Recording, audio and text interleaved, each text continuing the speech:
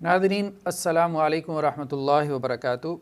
तो हमारा बलागत का मौजू चल रहा था और बलागत में हमने दो लेक्चर्स में गुफ्तगू की। एक तो फ़साहत और बलागत की तारुफ़ पे उसकी तारीफ़ के हवाले से एक इंट्रोडक्शन थी, और दूसरा हमने बात की तशबीह के ऊपर। तो हमने कहा था कि बलागत की आगे तीन किस्में हैं: इल्म बयान, इल्म मानी और इल्म बदी। तो अभी फ़िलहाल हम इल्म बयान को डिस्कस कर रहे हैं। इल्म बयान में हमने तशबीह को डिस्कस किया था। तो आज हमारा टॉपिक जो है वो है मजाज, यानी तशबीह के बाद मजाज।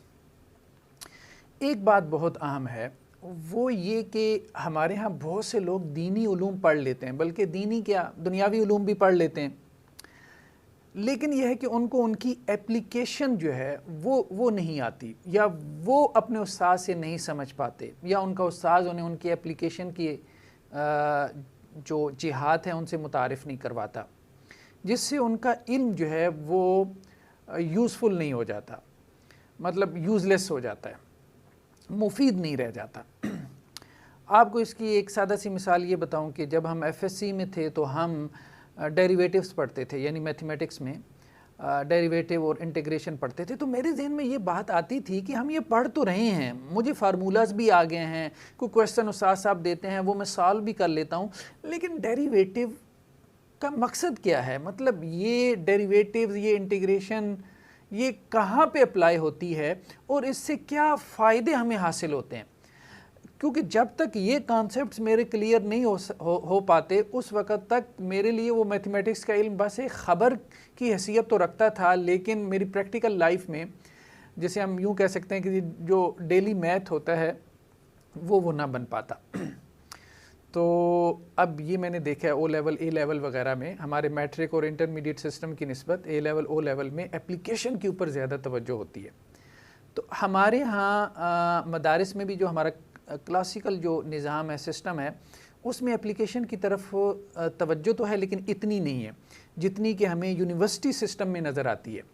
तो मदरसा सिस्टम में पढ़ते हुए जो एक कमी रह जाती है वो एप्लीकेशन की है।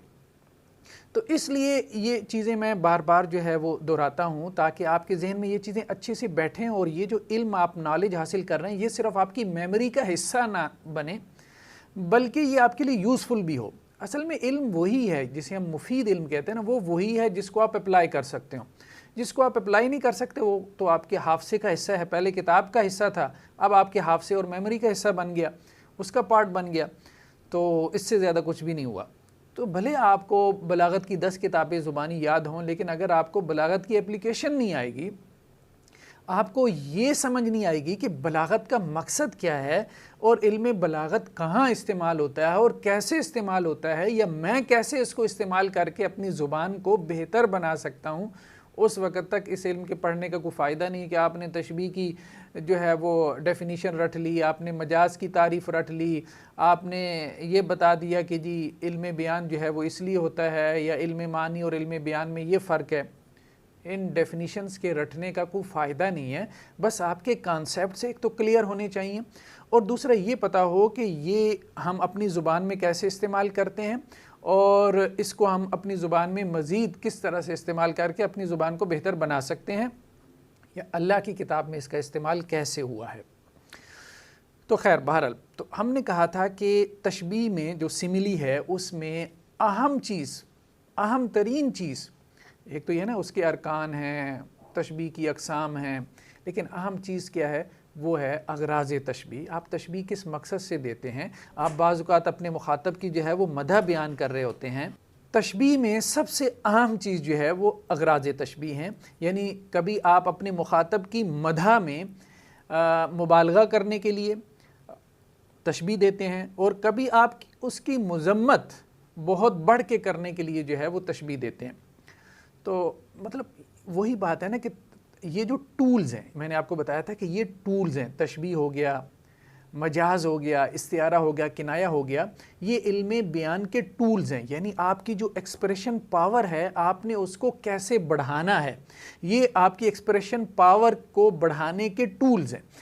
یہ بات آپ جب انڈرسٹینڈ کر جائیں گے تو آپ کو علم بلاغت آ گئی ہے۔ تو تشبیہ سے کیسے بلاغت پیدا ہوتی ہے، ٹھیک ہے، یہ بات اصل میں آپ نے سمجھنی ہے۔ یعنی ایک عبارت، ایک کلام وہ ہے جس میں تشبیہ نہیں ہے۔ جیسے میں نے آپ کو مثال دی تھی کہ آپ یہ کہتے ہیں کہ جی آم میٹھا ہے، آم بہت میٹھا ہے، ٹھیک ہے۔ اب آپ نے جو ہے کہا آم میٹھا ہے، پھر آپ نے کہا بہت میٹھا ہے، آم بہت زیادہ میٹھا ہے، ٹھیک ہے۔ لیکن اگر آپ کہیں کہ آم شہد کی جیسا میٹھا ہے، تو اب اس کلام میں جو زور، جو وزن پیدا ہوا ہے وہ پہلے تین میں ایمفیسس کرنے سے بھی نہیں پیدا ہوا تھا، یعنی بہت اور بہت زیادہ کرنے سے بھی پیدا نہیں ہوا تھا۔ یہ بات سمجھ رہے ہیں نا آپ؟ تو اس بات کو پکڑ لیں، اس بات کو سمجھ لیں، ٹھیک ہے۔ اب کسی کی کند ذہنی کو بیان کرنا ہو کہ وہ فلاں بہت کند ذہن ہے، ٹھیک ہے، وہ بہت زیادہ کند ذہن ہے، اور جب آپ کہتے ہیں کہ وہ خر دماغ ہے، تو اب آپ نے اس کی کند ذہنی اس لیول پہ جا کے بیان کر دی کہ جہاں شاید اس سے آگے جو ہے وہ اس کی کند ذہنی بیان کرنا ممکن نہیں رہ گیا، کہ آپ نے کہہ دیا کہ گدھے کا سا دماغ اس نے پایا۔ تو یہ تشبیہ جو ہے وہ آپ کے کلام میں بلاغت پیدا کرتی ہے، ٹھیک ہے۔ یعنی آپ جو بات اپنے مخاطب تک پہنچانا چاہتے ہیں، اپنی اچھا بات تو پہنچ جاتی ہے، بات تو ویسے بھی پہنچ جاتی ہے، وہ فیلنگز اور احساسات جو آپ کے اندر ہوتے ہیں وہ بیسیکلی بلاغت کے ذریعے پہنچتے ہیں۔ یعنی بعض اوقات ان فیلنگز اور ان ایموشنز کی جو انٹینسٹی ہوتی ہے، جو شدت ہوتی ہے، وہ بہت زیادہ ہے، ٹھیک ہے۔ وہ جذبات جو ہیں وہ ٹھاٹے مارتے سمندر کی طرح ہیں۔ اپنے مخاطب کو آپ کہیں گے تو اس کے لیے تو ایک بات ہی ہوگی۔ تو اب جیسے شاعری میں ہم دیکھتے ہیں تو شعراء ایسا کرتے ہیں۔ بہرحال شاعری میں ایک یہ ہے کہ مبالغہ ہے، مبالغہ آرائی بہت زیادہ ہے۔ اللہ کے کلام میں اس طرح سے مبالغہ آرائی نہیں ہے، اللہ کے کلام میں مبالغہ آرائی نہیں ہے۔ یہ فرق ہے شاعری کی بلاغت میں اور قرآن مجید کی بلاغت میں۔ قرآن مجید کی بلاغت جو ہے وہ حقیقی ہے۔ قرآن جب کہتا ہے کہ تم اس جیسی ایک آیت نہیں لا سکتے تو یہ حقیقی بات ہے، لیکن شاعر جب کہے گا کہ میری جیسی شاعری نہیں لا سکتے تو یہ بات جو ہے یہ حقیقی نہیں ہوگی، یہ مبالغہ آرائی ہوگی۔ تو شاعرانہ کلام میں مبالغہ آرائی ہوتی ہے، ہائپر بولے ہوتا ہے بہت زیادہ۔ لیکن یہ ہے کہ اللہ کے کلام میں جب ہم بلاغت قرآن کی بات کرتے ہیں تو یہاں جو بلاغت استعمال ہوئی ہے، تشبیہ، مجاز، استعارہ، کنایہ اور آگے جو کچھ بھی، اس میں مبالغہ آرائی نہیں ہے، وہ حقیقت ہی کا بیان ہے۔ تو یہ ایک نقطہ ذہن میں رہے۔ بہرحال آج ہمارا جو موضوع ہے وہ ہے مجاز، ٹھیک ہے۔ تو لاسٹ ٹائم ہم نے تشبیہ کو ڈسکس کیا، آج ہم ایک سیکنڈ ٹول کو ڈسکس کر رہے ہیں علم بیان کے، کہ جس کے ذریعے سے آپ اپنی ایکسپریشن کو مزید بہتر بنا سکتے ہیں، وہ ہے مجاز، کہ مجاز کا استعمال۔ یہ اب آپ دیکھیں آپ کے سامنے جو ہے وہ اسکرین پہ، کہ لفظ اصل میں یا لفظ کا جو استعمال ہوتا ہے وہ دو طرح سے ہوتا ہے، کبھی اپنے حقیقی معنی میں، کبھی اپنے مجازی معنی میں، ٹھیک ہے۔ تو حقیقت میں اور مجاز میں کیا فرق ہے؟ دیکھیں، حقیقت کو آسان الفاظ میں ہم کہیں تو وہ کیا ہے، وہ ریئل میننگ ہے، اور مجاز کیا ہے؟ مجاز جسے ہم کہتے ہیں فگریٹو لینگویج ہے۔ اچھا، ریئل میننگ، یا اس کو ہم یہ بھی کہہ دیتے ہیں ٹیکنیکلی لٹرل میننگ، یا آپ یوں بھی کہہ سکتے ہیں حقیقت سے مراد ہے لٹرل میننگ، ڈکشنری میننگ، یعنی ایک لفظ کا ڈکشنری میں کیا معنی ہے، یا ایک لفظ کے لٹرل میننگ کیا ہے، یا ایک لفظ کا لغوی معنی کیا ہے لغت میں، ٹھیک ہے۔ یعنی جب اہل زبان نے کسی لفظ کو کسی معنی کے لیے وضع کیا تھا، مختص کیا تھا، اسپیسیفائی کیا تھا، تو وہ معنی کیا تھا، اس کو حقیقت کہتے ہیں۔ دیکھیں زبان کیسے وجود میں آتی ہے، ذرا اس سوال پہ غور کریں، پھر اس سے آپ کو حقیقت اور مجاز کی سمجھ آئے گی۔ پہلے کچھ کانسیپٹس ہوتے ہیں، کچھ میننگز ہیں، کچھ آپ کے تخیلات ہیں، امیجنیشنز ہیں، جن کی ادائیگی کے لیے، جن کو آپ کنوے کرنے کے لیے کچھ الفاظ ایجاد کرتے ہیں۔ اب جیسے دیکھیں نا، پتھر تھا، تو پتھر کے بارے میں آپ نے گفتگو کرنی ہے، تو انگریزی والوں نے اس کے لیے ایک لفظ ایجاد کر لیا سٹون، اردو والوں نے پتھر کا لفظ اس کے لیے مختص کر دیا، ٹھیک ہے، اور عربی والوں نے اس کے لیے حجر کا لفظ استعمال کر لیا، یا وضع کر لیا، یا کریٹ کر لیا، یا اسپیسیفائی کر لیا، کوئی بھی لفظ آپ استعمال کر سکتے ہیں۔ تو زبان وضع کس طرح سے ہوتی ہے، زبان کیسے بنتی ہے، زبان کیسے وجود میں آتی ہے؟ تو پہلے معنی ہوتے ہیں، پھر الفاظ جو ہے اس کے لیے وضع کیے جاتے ہیں، کریٹ کیے جاتے ہیں ان معنی کے لیے، یا ان معنی کی طرف متوجہ کرنے کے لیے، یا ان آبجیکٹس کے لیے، ان اشیاء کے لیے۔ تو جب کسی شے کے لیے کوئی لفظ اہل زبان نے وضع کیا تو یہ اس کا کیا ہے؟ حقیقی معنی ہے، ٹھیک ہے، جسے ہم لٹرل میننگ یا ڈکشنری میننگ یا لغوی معنی کہتے ہیں۔ اور جب وہ لفظ اس معنی میں استعمال نہیں ہوا جس معنی کے لیے اہل زبان نے اس کو بنایا تھا، وضع کیا تھا یا مختص یا اسپیسیفائی کیا تھا، تو پھر ہم کہتے ہیں کہ یہ اس کا مجازی معنی ہے۔ یعنی جب لفظ اپنے اصل معنی میں استعمال ہو تو لفظ کا اصل معنی حقیقی معنی کہلاتا ہے، اور ہم کہتے ہیں کہ اس کلام میں حقیقت ہے، یعنی یہ حقیقی کلام ہے کہ لفظ اپنے لٹرل میننگ میں استعمال ہو رہا ہے۔ اور جب لفظ کو ہم اس کے لٹرل میننگ میں، لغوی معنی میں یا اس معنی میں جس کے لیے اہل زبان نے اس کو وضع کیا تھا، کریٹ کیا تھا، اس میں استعمال نہیں کرتے تو ہم کہتے ہیں یہ فگریٹو لینگویج ہے، یہ ٹراپ ہے، یہ مجاز ہے، ٹھیک ہے۔ پھر اس کے بعد ہم آگے پڑھیں گے کہ استعارہ بھی ہے۔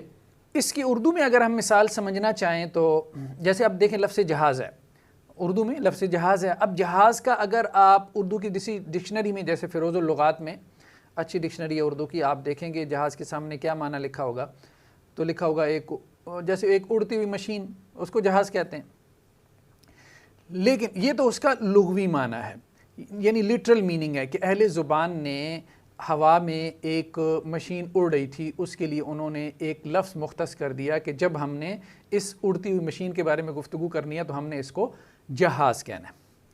لیکن یہ جو لفظ جہاز ہے، اب ہم کہیں گے کہ اس کا جو حقیقی معنی ہے یا لٹرل ڈکشنری لغوی میننگ جو اس کے ہیں وہ کیا ہیں؟ وہ یہی ہیں، یعنی اڑتی ہوئی مشین۔ اس کو سب سمجھتے ہیں، چھوٹا سا بچہ ہوتا ہے تو ہم اشارے کر کے اس کو سمجھاتے ہیں وہ دیکھو وہ جہاز جا رہا ہے۔ اگر انگریزی سکھانی ہے تو ہم کہتے ہیں ایروپلین جا رہا ہے، ٹھیک ہے۔ تو اس طرح سے زبان بچوں کو سکھائی جاتی ہے۔ تو یہ اس کے لغوی میننگ ہے، لٹرل میننگ ہے، حقیقی معنی ہے، اور بچہ سب سے پہلے حقیقی معنی سمجھتا ہے، پھر اس کے بعد مجازی معنی کی طرف آتے ہیں، کیونکہ اس میں بلاغت ہوتی ہے۔ حقیقت میں بلاغت نہیں ہے، حقیقت میں تو ریالٹی کا بیان ہے، لیکن مجاز کے اندر جو ہے وہ بلاغت ہے۔ مجاز کہتے ہیں کہ اب آپ نے اس لفظ کو کسی اور معنی کے لیے استعمال کرنا ہے، لیکن کوئی نہ کوئی وجہ ہوتی ہے، کوئی نہ کوئی مناسبت یعنی ریلیشن ہوتا ہے جس کی وجہ سے آپ ایسا کرتے ہیں، یعنی پیچھے کوئی نہ کوئی آپ کے پاس لاجک ہوتی ہے۔ مثال کے طور پہ اگر آپ یہ جملہ استعمال کرتے ہیں کہ میں نے بھاٹی میں بہت جہاز دیکھے، اب بھاٹی ایک علاقہ ہے لاہور میں، اہل لاہور اس کو جانتے ہیں، تو اب اہل لاہور اس جملے کو بہت اچھے سے سمجھ سکتے ہیں کہ میں نے بھاٹی میں بڑے جہاز دیکھے، ٹھیک ہے۔ اب یہاں جہاز سے مراد کیا ہے؟ وہ اڑتی ہوئی مشین نہیں ہے، یہاں مراد نشہ کرنے والے لوگ ہیں جنہیں ہم اپنی زبان میں نشئی کہتے ہیں۔ تو اب جہاز کے لفظ سے مراد نشئی لینا، یہ ہم کہیں گے مجاز ہے۔ کیوں مجاز ہے؟ کیونکہ جہاز کا لفظ اہل زبان نے جو ہے وہ اڑتی ہوئی مشین کے لیے وضع کیا تھا، نشئی کے لیے نشئی کا لفظ وضع ہوا تھا۔ تو نشئی کے لیے نشئی کا لفظ جب آپ بولیں گے نشہ کرنے والے کے لیے تو آپ کیا کہیں گے؟ یہ حقیقت ہے۔ جب نشئی کے لیے آپ جہاز کا لفظ استعمال کریں گے تو آپ کہیں گے یہ مجاز ہے۔ اچھا، اب نشئی کے لیے آپ نے جہاز کا لفظ کیوں استعمال کیا؟ بھئی جیسے جہاز اڑتا ہے تو ایسے ہی یہ بھی اڑان بھرتا ہے، مطلب جب اپنے حواسوں میں نہیں رہتا تو ایسے لگتا ہے جیسے یہ جہاز کی طرح اڑ رہا ہے، مطلب اپنی باتوں کی وجہ سے، ٹھیک ہے، ہوا میں بہت اڑتا رہتا ہے۔ تو یہ کوئی نہ کوئی سینس بن رہی ہوتی ہے کہ آپ وہ لفظ اس شخص کے لیے، اس آبجیکٹ، اس شے کے لیے یا اس مقام پہ استعمال کر رہے ہوتے ہیں، کوئی سینس بن رہی ہوتی ہے۔ بغیر سینس کے آپ ایسا نہیں کرتے، یعنی آپ نشئی کو اینٹ نہیں کہہ دیں گے، آپ اس کو پتھر نہیں کہیں گے، ٹھیک ہے، تو آپ نے اس کو جہاز ہی کہا ہے، ٹھیک ہے۔ تو یہ کوئی سینس ہوتی ہے جو اس لفظ کا اطلاق کیا جاتا ہے اس کا، اور جس کے اوپر اس کا اطلاق کیا جا رہا ہے اس کے درمیان میں کوئی ریلیشن ہوتا ہے۔ اس ریلیشن کو ہم آگے چل کے ڈسکس کریں گے، تفصیل سے ڈسکس کریں گے۔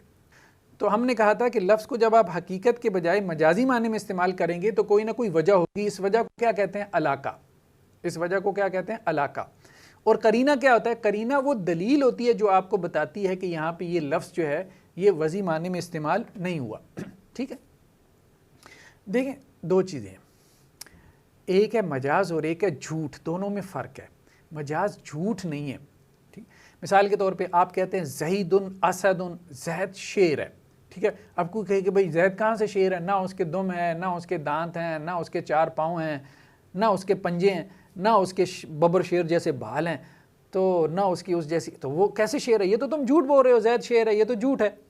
نہیں، جھوٹ میں اور مجاز میں فرق ہوتا ہے، مجاز جھوٹ نہیں ہوتا۔ دیکھیں بات یہ ہے کہ مجاز میں اصل میں وہی بات جو ابھی ہم نے پچھلی سلائیڈ میں آپ کو دکھائی کہ مجاز میں اصل میں ایک قرینہ ہوتا ہے. ٹھیک ہے, قرینے سے مراد کیا ہے؟ یعنی قرینے سے مراد یہ ہے کہ کوئی وہاں پہ دلیل ہوتی ہے جو آپ کی رہنمائی کر رہی ہوتی ہے کہ یہاں پہ اس کے اصل معنی کے بجائے اس کے مجازی معنی مراد لیے جا رہے ہیں. یعنی جو مخاطب ہے وہ جھوٹ نہیں بول رہا کہ زید سٹیج پہ بیٹھا ہے اور آپ اس کی بہادری کی تعریف کرنا چاہتے ہیں اور آپ ڈائس پہ کھڑے ہیں اور آپ کہتے ہیں کہ جی زید جو ہے وہ شیر ہے. ٹھیک ہے, جب آپ ڈائس پہ کھڑے ہو کے کہتے ہیں زید شیر ہے اور زید جو ہے وہ آپ کے ساتھ سٹیج پہ بیٹھا ہوا ہے, تو اب یہاں پہ قرینہ ہے. یہ سارا ماحول یہ کیا ہے؟ یہ قرینہ ہے جو بتا رہا ہے کہ آپ جھوٹ نہیں بول رہے, آپ فگریٹو لینگویج کا استعمال کر رہے ہیں. ٹھیک ہے, آپ کہہ رہے ہیں زید شیر ہے, یہ جھوٹ نہیں ہے, یہ مجاز ہے. ٹھیک ہے, تو قرینے سے مراد وہ دلیل ہے جو یہ بتاتی ہے کہ یہاں پہ حقیقی معنی استعمال نہیں ہوا بلکہ مجازی معنی استعمال ہو رہا ہے. اور علاقے سے مراد وہ نسبت ہے جس نسبت کی وجہ سے آپ لفظ کو اس کے حقیقی معنی کے بجائے مجازی معنی میں استعمال کر رہے ہوتے ہیں. یہ نسبتیں کون کون سی کتنی قسم کی ہوتی ہیں اس پہ ہم آگے چل کے گفتگو کرتے ہیں. ٹھیک ہے جی, تو ابھی ہم یہ دیکھ رہے ہیں کہ مجاز کی دو قسمیں ہیں, ایک مجاز عقلی اور ایک ہے مجاز لغوی. تو مجاز عقلی کیا ہے؟ میں وہی کہہ رہا ہوں کہ اصطلاحات یا جو ٹیکنیکل ڈیفینیشنز ہوتی ہیں یہ تھوڑی مشکل ہوتی ہیں, لیکن ہم اس کو آسان کر کے مطلب بیان کر رہے ہوتے ہیں. تو بہت زیادہ ہم اس کو آسان بھی کریں گے اور درمیان میں کوئی ایک آدھ مرتبہ جو ہے وہ ٹیکنیکل ڈیفینیشن بھی بیان کر دیں گے تاکہ کتابوں کے ساتھ آپ کا ایک تعلق جڑ جائے, کیونکہ کتابوں میں یہی ٹیکنیکل ڈیفینیشن ہی لکھی ہوتی ہے, اس کو اس طرح سے آسان کر کے نہیں بیان کیا جاتا. تو مجاز کی دو قسمیں ہیں. مجاز عقلی. مجاز عقلی کیا ہے؟ مجاز عقلی ہے کہ کسی فعل یا شبہ فعل کو اس کے غیر وضعی معنی میں استعمال کرنا. یعنی دو چیزیں دیکھیں, ایک ہے فعل اور ایک ہے ناؤن. ٹھیک ہے, یعنی ایک ہے فعل ورب اور ایک ہے اسم ناؤن. تو مجاز عقلی کا تعلق جو ہے وہ فعل سے ہے. مجاز عقلی آسان الفاظ میں بتا رہا ہوں, مجاز عقلی کا تعلق کیا ہے؟ وہ فعل سے ہے. ٹھیک ہے, ورب سے ہے. اور مجاز لغوی کا تعلق کیا ہے؟ اسم سے ہے, ناؤن سے ہے. مطلب اب بہت آسان ہو گیا.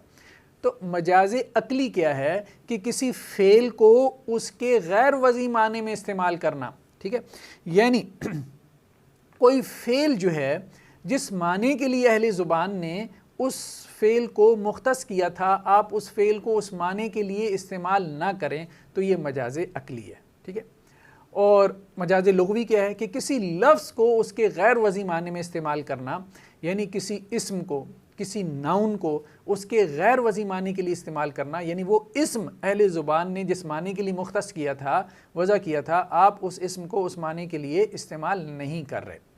بہرحال مثالوں سے بات بہت واضح ہوگی. ابھی ہم آپ کے سامنے اسکرین پہ یہ مثالیں پیش کر رہے ہیں. تو سب سے پہلے تو مجاز عقلی کی مثالیں ہیں. ٹھیک ہے, کہ کوئی فعل یا شبہ فعل. شبہ فعل کہتے ہیں جو فعل سے ملتا جلتا ہو. یعنی ایک تو فعل ہے, ورب ہے, اور ایک ہے اسم ناؤن. ان دونوں کے درمیان میں ایک چیز ہے شبہ فعل. شبہ فعل جو ہے وہ ناؤن ہوتا ہے لیکن اپنے معنی میں فعل ہوتا ہے, معنی میں فعل کے قریب ہوتا ہے, اس کو شبہ فعل کہتے ہیں. جیسے اس میں مشتق ہے. اب ظاہری بات ہے یہ عربی گرامر کی باتیں ہیں, جنہوں نے عربی نہیں پڑھی ان کو سمجھنے میں مشکل ہوگی. بہرحال اس وقت ہمارا جو موضوع ہے وہ کیا ہے؟ وہ ہے جی مجاز عقلی. ٹھیک ہے, تو مجاز عقلی فعل میں ہوتا ہے یا شبہ فعل میں ہوتا ہے. فعل ورب تو واضح ہے, شبہ فعل سے مراد وہ مثال کے طور پہ وہ ناؤن ہے جو فعل کے معنی میں ہو. یعنی لفظاً ناؤن ہے, اپنے سٹرکچر میں ناؤن ہے لیکن اپنے معنی میں فعل ہے, اس کو ہم شبہ فعل کہہ رہے ہیں. جیسے اس میں مشتق ضربہ یضرب, ضربہ اس نے مارا, یضرب وہ مارتا ہے. ضربہ فعل ماضی ہے, یضرب فعل مضارع ہے, یہ فعل ہے, یہ ورب ہے. ضارب مارنے والا, یہ اس میں مشتق کہلاتا ہے, یعنی اسم الفاعل. ٹھیک ہے, تو مارنے والے میں بھی کیا ہے؟ مارنے کا مفہوم ہے نا, ہے یہ اسم لیکن اپنے معنی کے اعتبار سے کیا ہے؟ معنی کے اعتبار سے یہ فعل کے قریب ہے, تو اس لیے اس کو شبہ فعل کہہ دیتے ہیں. تو فعل یا شبہ فعل کو اس معنی میں استعمال کرنا جس معنی کے لیے اہل زبان نے اس کو وضع نہیں کیا, اس کو ہم مجاز عقلی کہتے ہیں. مجاز عقلی کیوں کہتے ہیں؟ عقلی اس لیے کہتے ہیں کہ ہماری جو عقل ہے وہ یہ کہتی ہے کہ اس فعل کی نسبت اس کی طرف نہیں ہو سکتی. ٹھیک ہے, اس کو ہم مثالوں سے سمجھتے ہیں. جیسے ابھی آپ کے سامنے جو ہے وہ اسکرین پہ ہم دکھا رہے ہیں کہ یہ قرآن مجید کی کچھ آیات ہیں. اللہ عز و جل نے فرعون کے بارے میں یہ بات کہی ہے یذبح ابناءہم، کہ وہ ان کے بیٹوں کو کیا کرتا تھا؟ ذبح کرتا تھا. یذبح، وہ ذبح کرتا تھا، ابناءہم، ان کے بیٹوں کو، یعنی بنی اسرائیل کے بیٹوں کو. اب فرعون ظاہری بات ہے بنی اسرائیل کے بیٹوں کو تو ذبح نہیں کرتا تھا. بنی اسرائیل کے بیٹوں کو جو ذبح کرتے تھے وہ تو فرعون کے کرندے تھے یا اس کے صفائی تھے. فرعون تو ایسا ذبح نہیں کرتا تھا، وہ تو حکم دیتا تھا نا. تو اب یہاں پہ یہ جو فعل ہے ذبح، اس کی نسبت فرعون کی طرف کی گئی ہے. ٹھیک ہے، یذبح میں ہوا ضمیر ہے جو فرعون کی طرف لوٹ رہی ہے، تو ذبح فعل کی نسبت فرعون کی طرف کی گئی ہے. تو اب یہ ہم کہیں گے یہ مجاز عقلی ہے. یعنی جیسے آپ کو اس کی ایک سادہ سی مثال دیتا ہوں. بچپن میں ہم بہت چھوٹے ہوتے تھے تو اردو کی جو ٹیکسٹ بکس ہیں ان میں پڑھتے تھے قائد اعظم نے پاکستان بنایا. تو ہم یہ سوچتے تھے، میرے ذہن میں یہ سوال آتا تھا قائد اعظم اتنا بڑا پاکستان کیسے بنا سکتا ہے؟ مطلب میرے ذہن میں جو بنانے کا مطلب تھا وہ یہی تھا جیسے مستری مزدور آتے ہیں گھروں میں، ہم دیکھتے ہیں وہ دیواریں کھڑی کرتے ہیں. تو اب ظاہری بات ہے بنانے کا تو لغوی معنی یہی تھا نا. تو بچے کی جو لینگویج ہوتی ہے وہ لغوی ہوتی ہے، وہ لٹرل میننگ ہوتے ہیں، وہ حقیقی میننگ ہوتے ہیں، وہ لینگویج کو حقیقت کے اعتبار سے پرکھ رہا ہوتا ہے. ٹھیک ہے، تو بنانے کا لغوی معنی یہی تھا کہ مستری مزدور جو ہے جس طرح سے مکان بناتے ہیں یہی مراد ہے. تو میں کہتا تھا اتنے مکانات ہیں پاکستان میں، وہ اکیلے قائد اعظم نے کیسے بنا لیے؟ ٹھیک، تو کہنے کا مقصد یہ ہے کہ یہاں پہ ذب کی جو نسبت کی گئی ہے وہ جیسے قائد اعظم نے پاکستان بنایا، یہاں بنانے کی نسبت جو قائد اعظم کی طرف ہے وہ کیا ہے؟ وہ مجازی نسبت ہے. تو اسی طرح یہاں اس آیت میں جو ذب کی نسبت ہے فرعون کی طرف، تو یہ مجازی نسبت ہے، یہ حقیقی نسبت نہیں ہے. تو یہ میرے خیال میں بات کلیئر ہو گئی. مزید ہم اس کو ایک اور مثال سے سمجھتے ہیں. جیسے قرآن میں ہے یوم یجعل الولدان شیبا، وہ دن جو بچوں کو بوڑھا کر دے گا. اب یہ قیامت کے دن کی بات ہو رہی ہے، اللہ تعالیٰ اس کی ہولناکی کو بیان کر رہے ہیں. ٹھیک ہے، تو یوم یجعل الولدان شیبا، یجعل، اب یہ نسبت کہ بوڑھا کون کرے گا، بچوں کو بوڑھا کون کرے گا؟ وہ دن کر دے گا. حالانکہ دن کی یہ خاصیت نہیں ہے کہ وہ بچوں کو بوڑھا کرے. یہ تو کرنے والا کون ہے؟ یہ تو اللہ کی ذات ہے. ٹھیک ہے، تو بچوں کو بوڑھا کرنے کی نسبت جو دن کی طرف ہو رہی ہے یہ کیا ہے؟ یہ مجاز ہے، اور یہ مجاز عقلی ہے. اچھا، اہم بات یہ ہے، میں نے پھر آپ کو کہا تھا یہ تو صرف یہ ہے نا کہ آپ نے یہ سمجھ لیا کہ یہ حقیقت نہیں ہے، یہ مجاز ہے اور یہ مجاز عقلی ہے. بات یہ ہے کہ اس سے بلاغت کیا پیدا ہو رہی ہے. اصل بات یہ ہے جب تک آپ اس کو انڈرسٹینڈ نہیں کر سکتے بلاغت پڑھنے کا کوئی فائدہ نہیں ہے. آپ بھلے بتا دیں یہاں پہ مجاز عقلی ہے، یہاں پہ جو ہے وہ مجاز لغوی ہے، اور یہاں پہ فلاں علاقہ ہے، کوئی فائدہ نہیں ہے جب تک آپ یہ نہ بتائیں کہ بھائی اس سے بلاغت کیا پیدا ہوئی، آیت کے اندر کیا بلاغت پیدا ہوئی. اب دیکھیں نا، یوم یجعل الولدان شیبا، ایک تو یہ انداز تھا کہ اللہ عز و جل جو ہے وہ اس دن بچوں کو بوڑھا کر دیں گے، لیکن ایک انداز یہ ہے کہ وہ دن بچوں کو بوڑھا کر دے گا. یعنی اللہ کے نزدیک اس دن کی ہولناکی جو ہے وہ اپنے مخاطب کے ذہن میں بٹھانا تھا.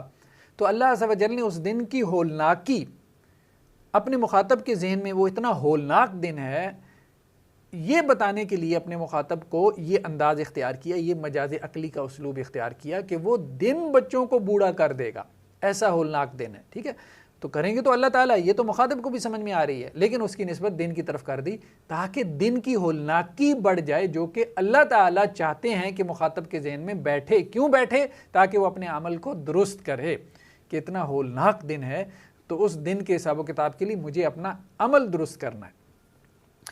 اسی طرح سے اگلی آیت اگر آپ دیکھیں، وَإِذَا تُلِيَتْ عَلَيْهِمْ آيَاتُهُ زَادَتْهُمْ إِيمَانًا، کہ جب ان پہ ہماری آیات پڑھی جاتی ہیں، یعنی اہل ایمان کی بات ہو رہی ہے، زادتہم، تو وہ آیات بڑھا دیتی ہیں ان اہل ایمان کو، ایمانا با اعتبار ایمان کے، تمیز ہے، یعنی ایمان میں بڑھا دیتی ہیں.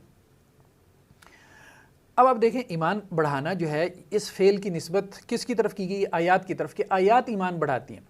لیکن حقیقت یہ ہے کہ ایمان تو اللہ تعالیٰ بڑھا رہے ہوتے ہیں، لیکن چونکہ وہ آیات ایمان بڑھانے کا سبب بن رہی ہیں، ٹھیک ہے، تو اس لیے ان کی طرف جو ہے وہ نسبت کر دی گئی. تو یہ مجاز عقلی ہے. ٹھیک ہے، تو مجاز عقلی کیسی ہوا کہ زیادہ تم ایمانہ، آیات نے ایمان بڑھا دیا؟ نہیں، ایمان تو اللہ نے بڑھایا. ٹھیک ہے، تو ایمان بڑھانے کی نسبت آیات کی طرف، یہ مجازن ہے اور یہ مجاز عقلی ہے.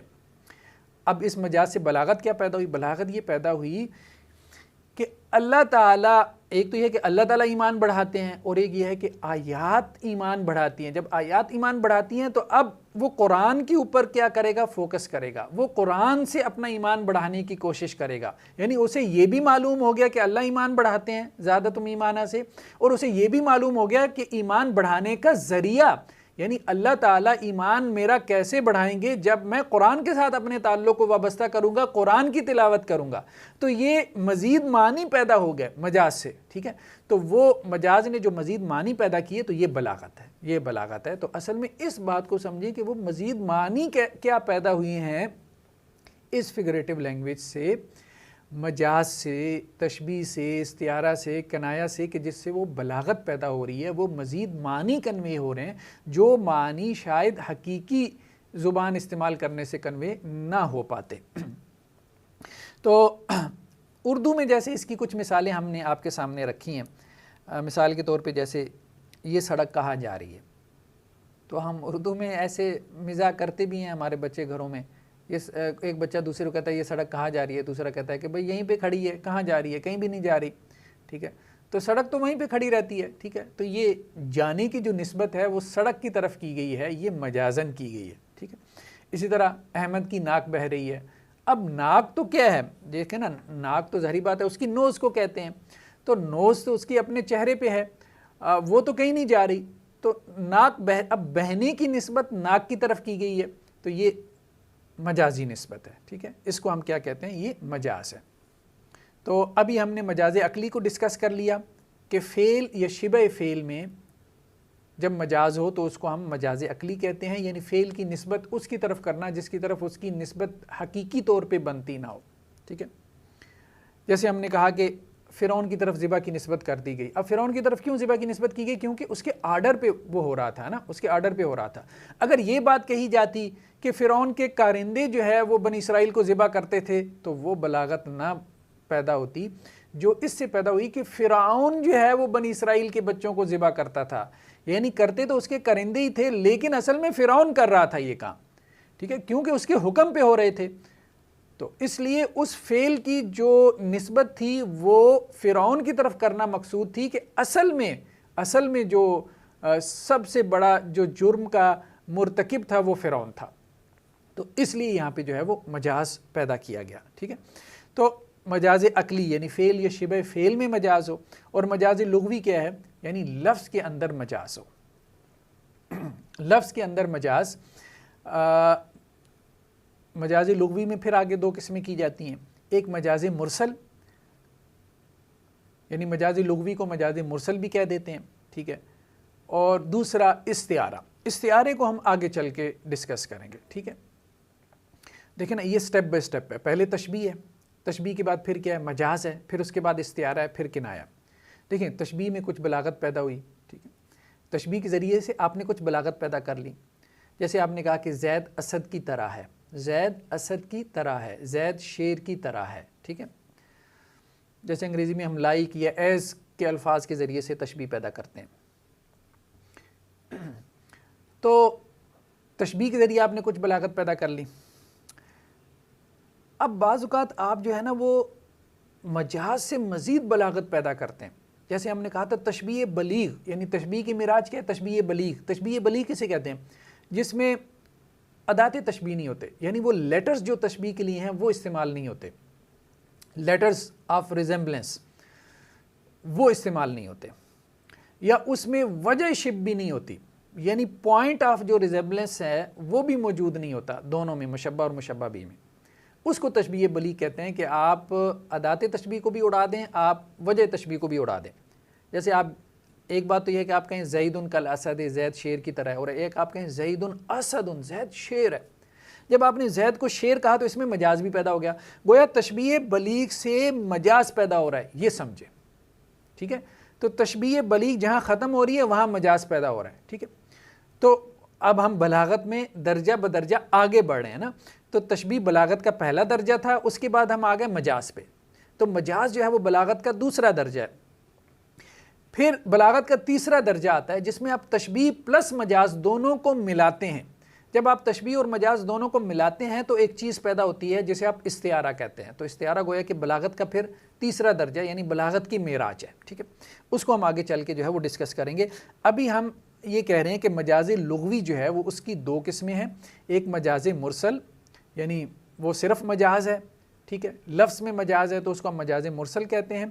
اور جب مجاز کے ساتھ تشبیہ بھی جمع ہو جائے تو پھر ہم اس کو کیا کہتے ہیں, استعارہ کہتے ہیں. تو نیکسٹ ہماری جو بحث ہے وہ ہے مجاز مرسل کے جو علاقے ہیں وہ کیا ہے. ہم نے کہا تھا کہ لفظ کو مجاز کے اندر ہم حقیقی معنی کے بجائے مجازی معنی میں استعمال کریں گے, اس کے لٹرل میننگ کے بجائے اس کے لٹریری یعنی فگریٹو میننگ میں استعمال کریں گے. تو اس کی کوئی وجہ ہوگی, کوئی سبب ہوگا, اس کا کوئی علاقہ تعلق سے کوئی علاقہ ہوگا, تعلق ہوگا, کوئی ریلیشن, کوئی نسبت ہوگی. تو وہ نسبتیں عام طور پہ کیا ہوتی ہیں, وہ نسبتیں اب ہم ڈسکس کریں گے کہ لفظ کو اس کے حقیقی معنی کے بجائے مجازی معنی میں کس وجہ سے استعمال کیا جاتا ہے, وہ وجہیں کون سی ہوتی ہیں. ٹھیک ہے, تو مجاز مرسل میں جیسے سببیت ایک وجہ ہے. سببیت, سبب اور مسبب, ہم اردو میں بھی کہتے ہیں سبب اور مسبب, یہ دونوں اردو کے لفظ ہیں. انگریزی میں آپ سمجھنا چاہیں تو سبب اور مسبب کسے کہتے ہیں, کاز اینڈ ایفیکٹ کو. ٹھیک ہے, یعنی کوئی چیز کسی کے لیے کاز بن رہی ہے, ٹھیک ہے, اور کوئی چیز کسی کے لیے ایفیکٹ بن رہی ہے. تو ایک ہے سببیت اور ایک ہے مسببیت. سببیت کیا ہے, سببیت ہے سبب بننا, مسببیت یعنی مسبب بننا. چلیں مثالوں سے یہ بات واضح طور پہ سمجھ میں آئے گی. جیسے آپ کے سامنے قرآن مجید کی آیات ہیں, فَمَنِ اعْتَدَىٰ عَلَيْكُمْ, اللہ تعالیٰ نے اہل ایمان کو مخاطب کرتے ہوئے کہا کہ جو تم پہ زیادتی کرے, یعنی ظلم کرے, فَاعْتَدُوا عَلَيْهِ, تو تم بھی اس کے اوپر کیا کرو, اعتداء کرو. اب یہاں اعتداء کے کیا معنی ہیں, وہی لفظ ہے. کیا یہاں اس کے معنی کیا ہیں, تم بھی اس پہ ظلم کرو, کیونکہ اس کا لغوی معنی تو یہی ہے. فَمَنِ اعْتَدَىٰ عَلَيْكُمْ, پس جو کوئی تم پہ اعتداء کرے, اعتداء ظلم کرے, فَاعْتَدُوا عَلَيْهِ, تو تم اس پہ ظلم کرو. یہ اس کے لٹرل میننگ ہے فَاعْتَدُوا کے, تم بھی اس پہ ظلم کرو. بِمِثْلِ مَا اعْتَدَىٰ عَلَيْكُمْ, مانند اس کے کہ جتنا اس نے تم پہ ظلم کیا. جو تم پہ ظلم کرے تم بھی اس پہ اتنا ہی ظلم کرو جتنا اس نے تم پہ ظلم کیا. یہ اس کے لٹرل میننگ ہے. لیکن یہاں پہ جو بات سمجھنے کی ہے وہ بہت اہم ہے. وہ یہ ہے کہ یہاں پہ اعتداء کا لفظ 3 مرتبہ استعمال ہوا. پہلی اور تیسری مرتبہ یہ جو لفظ استعمال ہوا ہے یہ ظلم کے معنی میں استعمال ہوا. فَمَنِ اعْتَدَىٰ, یہاں پہ ظلم کا معنی ہے, مَعْتَدَىٰ, یہاں پہ بھی ظلم کا معنی ہے. لیکن درمیان میں جو میں نے ہائی لائٹ کیا ہے ریڈ کلر میں, فَاعْتَدُوا, تو یہاں اس کا معنی ظلم نہیں ہے, یہاں اس کا معنی ہے قصاص. فَمَنِ اعْتَدَىٰ عَلَيْكُمْ, پس جو کوئی تم پہ ظلم کرے, فَاعْتَدُوا عَلَيْهِ, پس تم اس سے قصاص لو. بِمِثْلِ مَا اعْتَدَىٰ عَلَيْكُمْ, جتنا تم پہ ظلم کیا گیا. تو گویا لفظ وہی ہے لیکن درمیان میں اسی لفظ کا معنی لٹرل نہیں لیا گیا, لٹرل میننگ نہیں لیے گئے, حقیقی معنی مراد نہیں لیا گیا, یعنی ظلم مراد نہیں لیا گیا, بلکہ کیا معنی مراد لیا گیا, مجازی معنی. اور مجازی معنی کیا ہے, قصاص. اب مجازی معنی آپ نے یہاں پہ کیوں مراد لیا ہے, ٹھیک ہے, آپ نے یہاں پہ ظلم کے بجائے قصاص کا معنی کیوں مراد لیا ہے, ٹھیک ہے, اس کا علاقہ کیا ہے. تو ہم یہ کہتے ہیں کہ اس کا علاقہ یہ سببیت ہے, کیونکہ ظلم سبب بنتا ہے قصاص کا. قصاص یعنی جو آپ بدلہ لیتے ہیں, قصاص بدلے کو کہتے ہیں نا. جیسے قاتل نے کسی کو قتل کیا تو اب کیا ہے, قصاص لیا جائے گا. ایک یہ ہے کہ قاتل کو قتل کر دو اور ایک یہ ہے کہ قصاص لو, ٹھیک ہے. تو اب قتل کرنے میں وہ بلاغت نہیں ہے جو قصاص لینے کے الفاظ میں ہے, ٹھیک ہے. تو اس لیے فَاعْتَدُوا عَلَيْهِ میں ہم یہ دیکھ رہے ہیں کہ یہاں پہ یہ قصاص لینے کے معنی میں ہے. اور فَاعْتَدُوا عَلَيْهِ یعنی اعتداء کو قصاص کے معنی میں کیوں استعمال کیا جا سکتا ہے, ٹھیک ہے. اعتداء کے لفظ کو جو ظلم کے معنی میں اہل زبان نے اس کو ظلم کے لیے وضع کیا ہے, اس کو آپ قصاص کے معنی میں کیوں استعمال کر سکتے ہیں. تو اس میں علاقہ کیا ہے, تو ہم نے کہا علاقہ سببیت ہے, کیونکہ قصاص کا سبب کیا ہے, ظلم بنتا ہے. یعنی سبب بول کے مسبب مراد لینا, سبب بول کے مسبب مراد لینا, یہ سببیت کہلاتا ہے. دوسرا کیا ہے, مسببیت. مسببیت کیا ہے, مسبب بول کے سبب مراد لینا, یعنی آپ نے اس کو ریورس کر دیا. مسبب بول کے سبب مراد لینا, ایفیکٹ سے کاز مراد لینا یہ مسببیت ہے، ٹھیک ہے۔ تو مسببیت کی مثال کیا ہے؟ جیسے وَيُنَزِّلُ لَكُم مِّنَ السَّمَاءِ رِزْقًا، اللہ تعالیٰ تمہارے لیے آسمان سے کیا کرتا ہے؟ رزق نازل کرتا ہے، ٹھیک ہے۔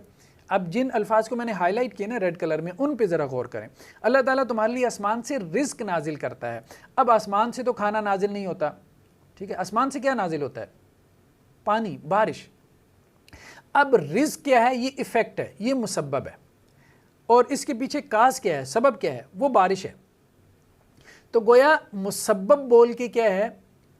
سبب مراد لیا گیا ہے کہ اللہ تعالیٰ تمہارے لیے آسمان سے کیا نازل کرتا ہے؟ رزق۔ یہ مسبب ہے، ایفیکٹ ہے، لیکن مراد کیا ہے اس سے؟ سبب ہے، کاز ہے، بارش۔ اب اہم سوال یہ پیدا ہوتا ہے کہ اللہ تعالیٰ یہ بھی کہہ دیتے تھے کہ اللہ سبحانہ و تعالیٰ تمہارے لیے آسمان سے بارش نازل کرتا ہے۔ دیکھیں، اللہ تعالیٰ آسمان سے بارش نازل کرتا ہے تو انسان کے ذہن میں شاید وہ فائدے نہ آتے جو اس کو بارش سے حاصل ہوتے ہیں، ٹھیک ہے، جو اللہ تعالیٰ اس کو جتلانا چاہتے ہیں۔ لیکن جب اللہ تعالیٰ نے یہ اس طرح سے اس کو فگریٹو لینگویج میں استعمال کیا، مجاز میں، کہ اللہ تعالیٰ تمہارے لیے آسمان سے رزق نازل کرتا ہے، تو اب انسان کو یہ بھی سمجھ میں آ گئی کہ آسمان سے کھانا تو نازل نہیں ہوتا، آسمان سے تو بارش نازل ہوتی ہے۔ لیکن انسان کا فوری ذہن کس طرف گیا؟ رزق کی طرف۔ جو رزق کی چاروں طرف فراوانی ہے، یہ فصلیں ہیں، لہلہاتے باغات ہیں، ٹھیک ہے۔ تو یہ سب کیا ہے؟ یہ سب اللہ کی نعمت ہے، تو اس پہ وہ اللہ کا شکر ادا کرے۔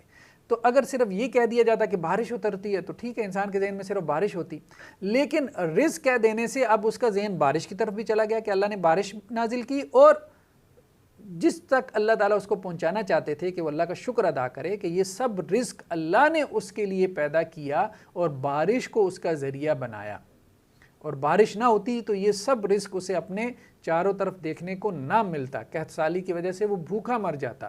تو اس پہ اسے اللہ کا شکر ادا کرنا چاہیے۔ تو یہ بلاغت اس طرح سے پیدا ہو رہی ہے۔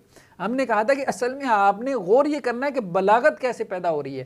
اگر یہاں پہ حقیقت مراد ہوتی، یا اگر یہاں پہ ہم حقیقی فریز استعمال کرتے، تو اس سے کیا معنی پیدا ہوتے، اور اب اس بلاغت یعنی مجاز کے استعمال سے جو ہے وہ مزید کیا معنی پیدا ہو رہے ہیں، ٹھیک ہے۔ نیکسٹ کیا ہے؟ ایک بات اور ذہن میں رکھیں کہ بعض اوقات جو ہے وہ قرآن مجید میں یہ بہت زیادہ استعمال ہوتا ہے کہ فعل سے مراد جو ہے وہ ارادہ فعل۔ فعل سے مراد کیا ہوتا ہے؟ ارادہ فعل ہوتا ہے۔ یہ ایک چیز رہ گئی تھی، اس کو ذرا نوٹ کر لیں، اس سے قرآن مجید کے بہت سے مقامات آپ کے لیے کھلیں گے کہ بہت سی جگہوں پہ آپ کو سمجھ نہیں آئے گی کہ یہاں پہ یہ فعل کیوں استعمال ہوا ہے۔ تو وہاں پہ فعل مراد نہیں ہوتا، وہاں پہ اس فعل کے لیے ارادہ مراد ہوتا ہے، یعنی اس فعل کا ارادہ کرنا، اس کی نیت کرنا مراد ہوتا ہے۔ تو فعل سے مراد ارادہ فعل ہو تو یہ بھی مجاز ہے، ٹھیک ہے۔ جیسے قرآن میں کہا گیا اذا قمتم الی الصلاۃ، جب تم نماز کے لیے کھڑے ہو۔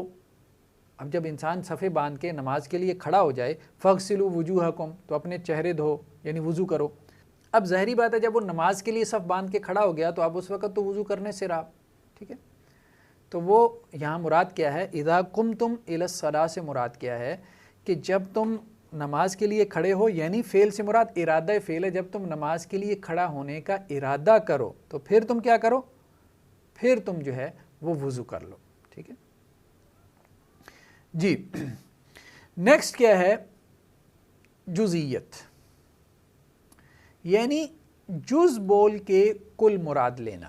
جزئیت یہ پارٹ سے مراد ہول لینا، ٹھیک ہے۔ ایک جز سے مراد کل لینا، اور کلیت اسی کے نیچے لکھا ہوا ہے، کل بول کے جز مراد لینا، ٹھیک ہے۔ اب جزئیت کی مثال کیا ہے؟ جزئیت کی مثال جیسے فول وجہ کا شطر المسجد الحرام، اے نبی صلی اللہ علیہ وسلم آپ پھیر لیں وجہ کا، اپنے چہرے کو مسجد حرام کی طرف۔ اب یہاں پہ لفظ کیا ہے؟ وجہ۔ وجہ کا لغوی معنی یا لٹرل بھی نہیں کہیں، چہرہ، عربی میں وجہ چہرے کو کہتے ہیں۔ تو لیکن یہاں پہ وجہ سے مراد پورا وجود ہے، یعنی جز بول کے کل مراد لیا گیا، چہرہ بول کے انسان کا کل وجود مراد لیا گیا، ٹھیک ہے۔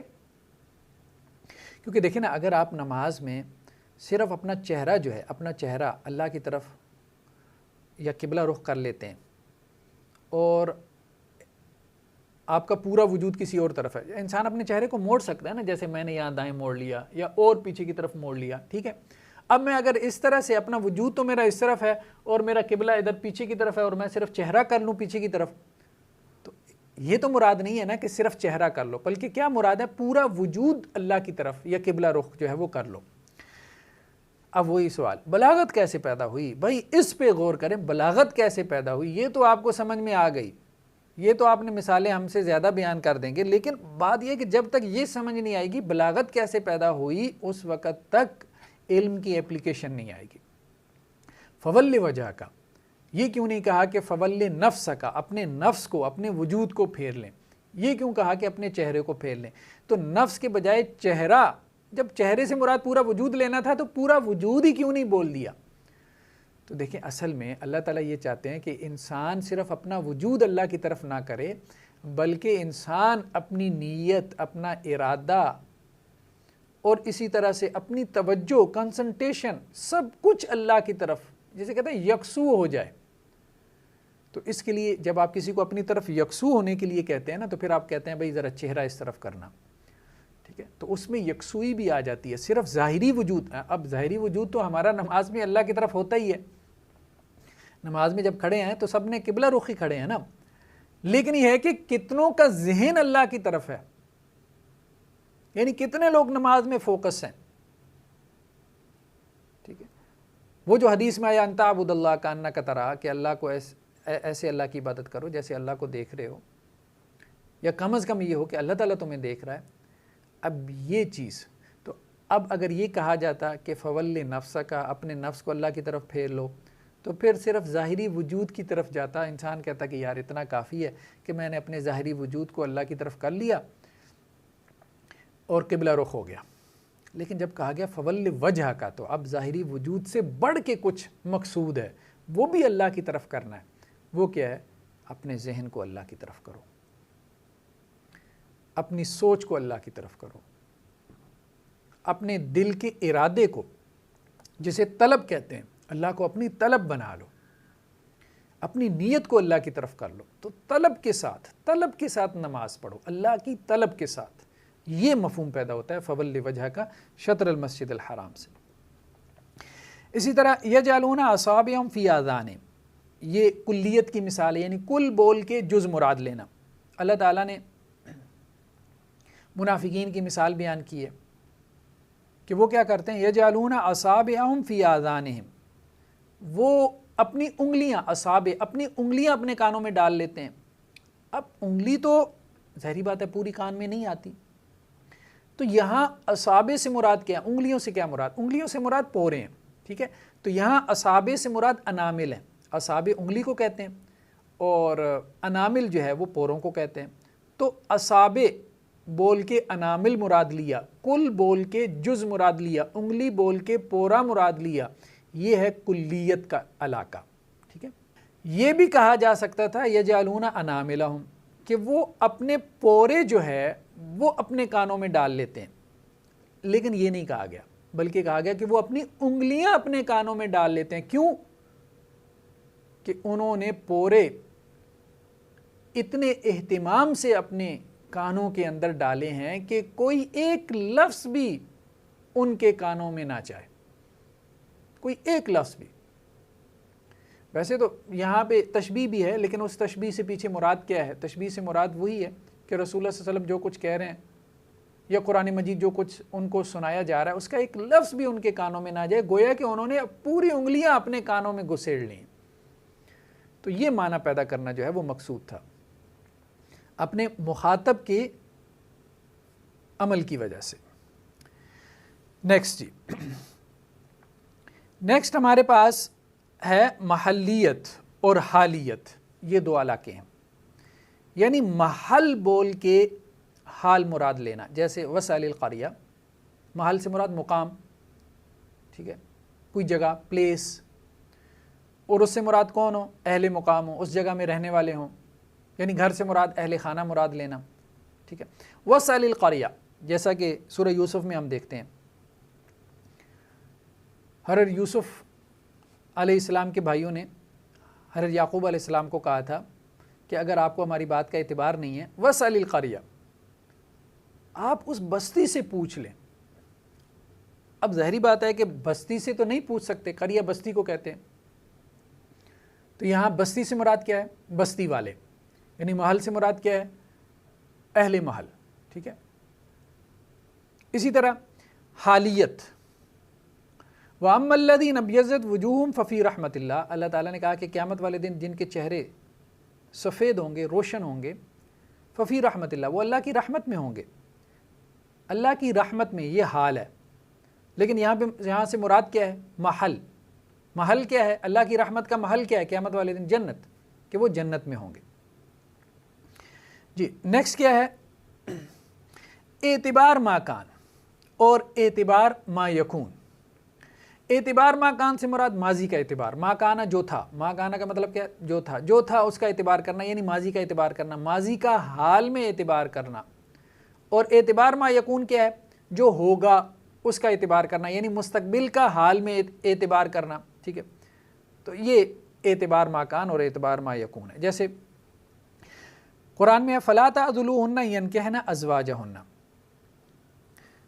اصل میں بعض اوقات ہوتا یہ ہے کہ کسی خاوند نے جو ہے وہ اپنی بیوی کو طلاق دے دی، ایک طلاق دے دی، دو طلاق دے دی۔ اب ایک طلاق دو طلاق کے بعد رجوع ہو سکتا ہے۔ اچھا شریعت میں یہ ہے کہ اگر شوہر نے اپنی بیوی کو طلاق دے دی تو عدت کے اندر تو رجوع کر سکتا ہے، لیکن اگر عدت کے اندر اس نے رجوع نہیں کیا، ایک طلاق کی صورت میں یا دو طلاق کی صورت میں عدت کے اندر اس نے رجوع نہیں کیا، تو اب سیپریشن ہو جاتی ہے، نکاح ختم ہو جاتا ہے، لیکن دوبارہ نکاح کر سکتے ہیں۔ اب لیکن اس میں ہوتا یہ ہے کہ ایک طلاق دی خاوند نے، عدت میں رجوع نہیں کیا، سیپریشن ہو گئی، دونوں دوبارہ نکاح کرنا چاہتے ہیں، لیکن درمیان میں بیوی کے خاندان والے، لڑکی یا عورت کے خاندان والے آڑے آ جاتے ہیں۔ ان کو یہ بات سمجھاتی ہوئی کہی گئی کہ فَلَا تَعْضُلُوهُنَّ، نہ تم ان کو روکو، أَن يَنْكِحْنَ، کہ وہ عورتیں نکاح کریں، أَزْوَاجَهُنَّ، اپنے شوہروں سے۔ اب دیکھیں شوہر سے تو نکاح نہیں ہوتا، نکاح تو غیر شوہر سے ہوتا ہے نا، جو شوہر نہیں ہے، جو شوہر ہوگا اس سے کیا نکاح۔ تو یہاں ازواج کیوں کہا گیا؟ یہاں مراد کیا ہے؟ سابقہ شوہر، یعنی اعتبار ما کانا کیا گیا ہے۔ ازواجہن میں کیا ہے؟ اعتبار ما کانا ہے، یعنی ماضی میں چونکہ ان کے شوہر تھے تو حال میں بھی انہیں ان کا شوہر کہہ دیا گیا۔ تو یہ ہے اعتبار ما کانا، یہ کیوں کیا گیا؟ پھر وہی بات، بلاغت کیا پیدا ہوئی؟ اللہ تعالیٰ یہ بھی کہہ سکتے تھے کہ بھائی لڑکی کے گھر والوں کو، عورت کے گھر والوں کو، کہ تم عورت کو مت روکو کہ وہ نکاح کرے اس سے، لیکن کہا گیا کہ اپنے شوہر سے، کہا وہ اس کا شوہر رہ چکا ہے، اس بات پہ غور کرو، تم ہی جو ہے وہ اس کے عقد نکاح میں اس عورت کو دے چکے ہو، تو کچھ دیکھ بھال کے دیا تھا نا، وہ اس کا شوہر رہ چکا ہے، وہ عام آدمی نہیں ہے، تو اس لیے جو ہے یہاں پہ مجاز استعمال کیا۔ دیکھیں کیا بلاغت پیدا ہوئی کہ کسی عام آدمی سے تو نکاح نہیں کر رہی وہ، کہ جو تم آڑے میں آ رہے ہو، یہ وہی آدمی ہے کہ جس کے نکاح میں تم پہلے اپنی اس لڑکی کو دے چکے ہو، اور یہ وہی آدمی ہے جو اس کا شوہر رہ چکا ہے، اور تم اس کے شوہر رہنے پہ راضی تھے یا اس کے شوہر بننے پہ راضی تھے۔ تو یہاں پہ مراد کیا ہے؟ ازواجہن سے سابقہ شوہر، لیکن ہم نے کہا بلاغت کیسے پیدا ہوئی؟ اصل موضوع یہ ہے۔ اسی طرح اعتبار ما یکون کی مثال کیا ہے؟ فَلَا تَحِلُّ لَهُ مِن بَعْدُ حَتَّى تَنْكِحَ زَوْجًا غَيْرَهُ، یہ بھی اسی طرح سے ہے کہ اگر کسی خاتون کو 3 طلاق ہو جائے، اب ظاہری بات ہے 3 طلاق ہو جائے تو اب وہ اپنے شوہر کے لیے حلال نہیں ہے، یہاں تک کہ اس کا کہیں اور نکاح ہو جائے اور وہاں سے بھی اس کو اتفاقاً طلاق ہو جائے، اتفاقاً، پلان نہ ہو، جسے حلالہ کہتے ہیں۔ پلان تو اللہ کے رسول صلی اللہ علیہ وسلم نے منع کیا نا، اور بعض روایات میں یہ بھی ہے کہ وہ کرائے کا سانڈ ہے جو یہ کام کرتا ہے۔ تو پلان نہ ہو، اگر اتفاقاً ایسا ہو گیا تو وہ جائز ہے۔ تو یہاں پہ کہا گیا فَلَا تَحِلُّ لَهُ مِن بَعْد، اب وہ عورت اس مرد کے لیے حلال نہیں ہے، یعنی 3 طلاق کے بعد، حتیٰ تنکحہ، یہاں تک کہ وہ عورت نکاح کرے، زوجن غیرہ، کسی اور خاوند سے۔ اب یہاں پہ بھی اس کو خاوند کہا گیا، لیکن یہ در حقیقت اس کا ہونے والا خاوند ہے۔ یہ بھی تو آ سکتا تھا حتیٰ تنکحہ شخصاً غیرہ، کسی اور شخص سے نکاح کرے۔ امرن غیرہ کسی اور مرد سے نکاح کرے، لیکن زوجن غیرہ کہا گیا، ٹھیک ہے، کسی اور شوہر سے نکاح کرے، تو اب یہ مجازن ہے، یعنی مستقبل میں اس کا شوہر ہوگا، اعتبار ما یکون ہے، جو مستقبل میں وہ ہوگا اس کا حال میں اعتبار کر لیا، کیا کیوں؟ یہ ایک دوسری بات ہے، یہ تو علاقہ کی بات ہے نا کہ اعتبار ما یکون ہے، کیا کیوں ہے؟ اس سے بلاغت کیا پیدا ہوئی؟ یعنی وہ اس کا شوہر بن جائے، محض عقد نکاح نہ ہو، محض عقد نکاح نہ ہو، جس کو سنت میں یوں واضح کیا گیا کہ جب وہ دوسری جگہ نکاح کرے، یعنی 1 سے 3 طلاق ہو گئی، جب دوسری جگہ نکاح کرے تو وہاں اس کا ازدواجی تعلق قائم ہو، جو میاں بیوی کا ریلیشن شپ ہوتا ہے وہ قائم ہو۔ یعنی ویسے تو دیکھیں نا، نکاح تو ویسے میرج کانٹریکٹ آپ نے فارم فل کر لیے، ٹھیک ہے، کچھ اس کی جو بھی کنڈیشنز تھیں وہ آپ نے دیکھ لیں کہ ولی موجود ہے، گواہان ہیں، حق مہر دے دیا، ٹھیک ہے، ایجاب و قبول ہو گیا، تو نکاح تو ہو گیا۔ حتیٰ تنکح زوجن غیرہ، نکاح کے بعد وہ اس کا شوہر بن جائے، یعنی اس کا اس سے ریلیشن شپ قائم ہو، پھر وہ اس کو ڈائیورس دے تو پھر وہ پہلے کے لیے حلال ہوگی، ویسے وہ حلال نہیں ہوگی صرف میرج کانٹریکٹ سے، کہ وہ نکاح کر کے پھر اس کو طلاق دے دے اور وہ پہلے کے لیے حلال ہو جائے، ایسا نہیں ہوگا۔ تو یہ بلاغت پیدا ہوئی ہے۔ نیکسٹ، حذف کلمہ، یعنی بعض اوقات بلاغت کے لیے کوئی کلمہ حذف کر دیا جاتا ہے، جیسے قرآن مجید میں کیا ہے، یبین اللہ لکم ان تضلوا۔ اب تھوڑا ہم اس کو ذرا جلدی جلدی کرتے ہیں، بہرحال کچھ چیزیں آپ کی ایکسرسائز کے لیے بھی ہم اس کو چھوڑ دیتے ہیں، کیونکہ ہمارا یہ لیکچر کا ٹائم بھی تھوڑا سا ڈیوریشن بھی جو ہے وہ بڑھ رہا ہے، تو مجاز کا ہم ٹاپک مکمل کر لیتے ہیں اور نیکسٹ ٹاپک پہ ہم انشاءاللہ نیکسٹ لیکچر میں جائیں گے۔ تو خیر اب جتنا ہمارا رہ گیا اس کو ہم ذرا جلدی جلدی گو تھرو کرتے ہیں۔ یبین اللہ لکم ان تضلوا، مجاز میں کیا ہوتا ہے، کوئی کلمہ حذف کر دیا جاتا ہے، یہ ہر زبان میں ہوتا ہے۔ تو اللہ تعالیٰ کیا کہہ رہے ہیں، اللہ تعالیٰ تمہارے لیے واضح کر رہے ہیں ان تضلوا، تاکہ تم گمراہ ہو جاؤ۔ غور کریں، ان تضلوا، اس آیت پہ غور کریں، یبین اللہ لکم، اللہ تعالیٰ کھول کھول کے بیان کر رہے ہیں تمہارے لیے، ان تضلوا، تاکہ تم گمراہ ہو جاؤ۔ کیا یہ مراد ہے تاکہ تم گمراہ ہو جاؤ؟ نہیں، یہاں پہ ہم کہیں گے لا معذوف ہے، لا لا تضلوا، تاکہ تم گمراہ نہ ہو جاؤ۔ تو بعض اوقات جو ہے وہ کسی کلمے کو محذوف کر دیا جاتا ہے بلاغت پیدا کرنے کے لیے، اور ہر زبان میں یہ اسالیب موجود ہیں۔ جیسے ماں جو ہے وہ اپنے بچے کو منع کر رہی ہے کہ بھائی یہ نہ کرو، یہ نہ کرو، اب وہ باز نہیں آ رہا، وہ کہتا ہے میں نے تو کرنا ہے، میں نے تو کرنا ہے، تو ماں پھر اس کو کیا کہتی ہے، اچھا کر کے دیکھو، ٹھیک ہے پھر کر کے دیکھو۔ تو اس کا کیا مطلب ہوتا ہے، نہ کرو۔ یہاں پہ لا کیا ہوتا ہے، معذوف ہوتا ہے۔ ہر زبان میں آپ کو جو ہے وہ ایسے اسالیب بلاغت جو ہے وہ مل جاتے ہیں، اور پھر وہ لہجے سے بھی پیدا ہوتے ہیں۔ تو تم نہ کرو، ایک یہ ماں کا کہنا ہے اپنے بچے کو کہ تم یہ نہ کرو، اس میں وہ بلاغت نہیں ہے۔ جب ماں اپنے بچے کو یوں کہتی ہے کہ بھائی کر کے دیکھو، ذرا کر کے دیکھو، اب اس میں اس کا معنی بھی وہی ہے کہ نہ کرو، لیکن اس میں بلاغت زیادہ ہے، اور یہ اہل زبان کو ہی سمجھ آ سکتی ہے، ٹھیک ہے۔ تو حذف کلمہ، بعض اوقات کوئی کلمہ حذف کر کے، معذوف کر کے، نکال کے بلاغت پیدا کی جاتی ہے۔ اضافہ کلمہ، بعض اوقات کسی کلمے کا اضافہ کر کے جو ہے وہ بلاغت پیدا کی جاتی ہے، جیسے لیس کمثلہ شیء، ٹھیک ہے۔ اللہ کی مانند، ایک کاف کا مطلب بھی مانند ہوتا ہے، مثل کا مطلب بھی مانند ہوتا ہے۔ تو ایک یہ ہے کہ اللہ کی مانند کوئی نہیں ہے، اور ایک یہ ہے کہ لیس کمثلہ شیء، اللہ کی مانند بھی کوئی نہیں ہے، ٹھیک ہے۔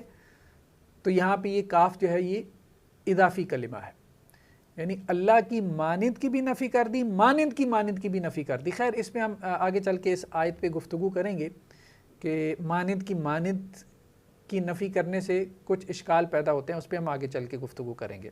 اردو میں بھی اس کی مثال، جیسے الفاظ کو تکرار کے ساتھ بولا جاتا ہے، تو یہ تکرار بھی کیا ہے؟ یہ تکرار بھی اضافہ کلمہ ہے، ٹھیک ہے؟ زیادہ کا لفظ ایک مرتبہ بولنا، زیادہ زیادہ زیادہ، ٹھیک ہے؟ آپ اس کو 2 مرتبہ 3 مرتبہ بولتے ہیں تو اس میں کیا ہے؟ بلاغت پیدا ہو جاتی ہے۔ نیکسٹ، اس کی ایک اور بہت اچھی مثال ہمیں قرآن میں ملتی ہے، اور بعض نوجوان سوال بھی پوچھتے ہیں، ہمارے یہ جو اورینٹلسٹ ہیں نا، مستشرقین ہیں، جو ویسٹرن اسکالرز ہیں، جو قرآن مجید پہ اعتراضات کرتے ہیں، ان کے اسی قسم کے سطحی اعتراضات ہوتے ہیں۔ جیسا کہ کرسچنس کی ایک ویب سائٹ پہ یہ ایک اعتراض پڑا ہوا تھا، مجھے ایک نوجوان نے کہا اس کا کیا جواب ہو سکتا ہے، تو اتفاق سے یہ یا ہمارے سبق سے ریلیٹ کر رہا ہے، تو اس کو آپ دیکھیں کہ ایک کرسچین اسکالر نے قرآن پہ کیا اعتراض کیا، کیا آبجیکشن کیا۔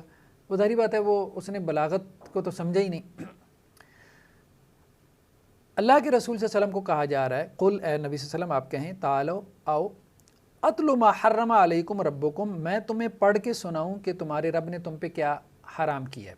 یعنی مشرکین مکہ نے حلال و حرام کی اپنی فہرستیں بنا رکھی تھی، تو اللہ کے نبی صلی اللہ علیہ وسلم کو کہا گیا کہ آپ ان کو بتائیں کہ حلال و حرام کی یہ فہرستیں، یہ تمہاری جھوٹی فہرستیں، میں تمہیں بتاتا ہوں اللہ نے اپنی کتاب میں کیا حرام کیا ہے، ٹھیک ہے؟ اب اللہ نے کیا حرام کیا ہے؟ اللہ تشرکو بہ شیئا، کہ تم اس کے ساتھ کسی کو شریک نہ ٹھہراؤ۔ اب اس کرسچین اسکالر نے، اسکالر کیا، بہرحال اس کو اسکالر بھی نہیں کہنا چاہیے، سطحی لوگ ہوتے ہیں یہ، اس نے یہ اعتراض کیا ہوا تھا کہ قرآن کہہ رہا ہے کہ حرام کیا ہے؟ حرام یہ ہے کہ اللہ تشرکو بہ شیئا، اللہ کے ساتھ شرک نہ کرنا یہ حرام ہے۔ تو وہ یہ کہہ رہا تھا کہ شرک کرنا حرام ہونا چاہیے، شرک نہ کرنا تو حرام نہیں ہونا چاہیے۔ مطلب اس نے گویا کہ بڑی گہرائی میں جا کے یہ کوئی اعتراض نکالا تھا۔ اصل میں یہ اضافہ کلمہ کی مثال ہے، وہی جو ہم پڑھ رہے ہیں، ٹھیک ہے؟ اضافہ کلمہ، اللہ تشرکو بہ شیئا، ٹھیک ہے؟ اللہ تشرکو بہ شیئا، یہاں پہ لا جو ہے یہ اضافی ہے، اصل میں کیا ہے؟ ان تشرکو بہ شیئا، ٹھیک ہے؟ اس اضافی لا کو کیوں لایا گیا؟ تاکہ یہ بتایا جائے، اب وہی بات نا، بلاغت کیا پیدا ہو رہی ہے، دیکھیں یہاں پہ اللہ تشرکو، ٹھیک ہے؟ اصل میں شرک کرنا حرام ہے، یہ لا اضافی ہے، ٹھیک ہے؟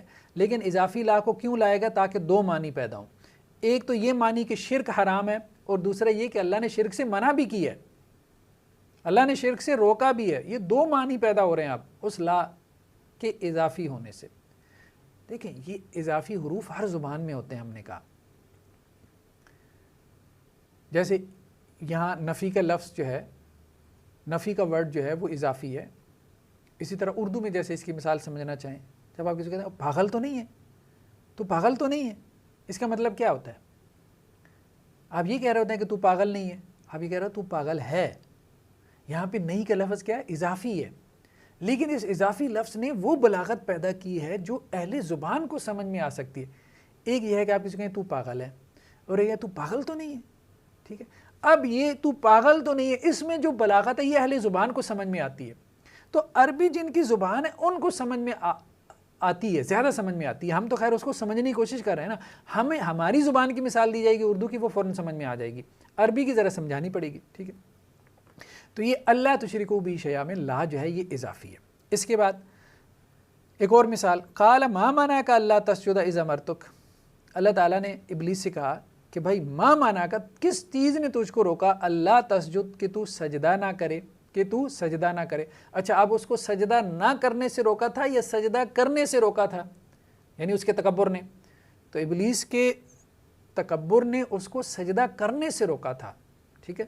تو ہم یہاں پہ یہی بات کہیں گے کہ یہاں پہ یہ جو لا ہے یہ اضافی ہے اللہ تسجد میں، اور اس کا ہمیں ایک اور آیت سے بھی پتہ چلتا ہے، جیسے ایک اور جگہ پہ ہے، یا ابلیس، اللہ تعالیٰ وہی بات کہہ رہے ہیں ابلیس کو، اے ابلیس، ما منعک، کس چیز نے تجھے روکا، ان تسجد، کہ تو سجدہ کرے۔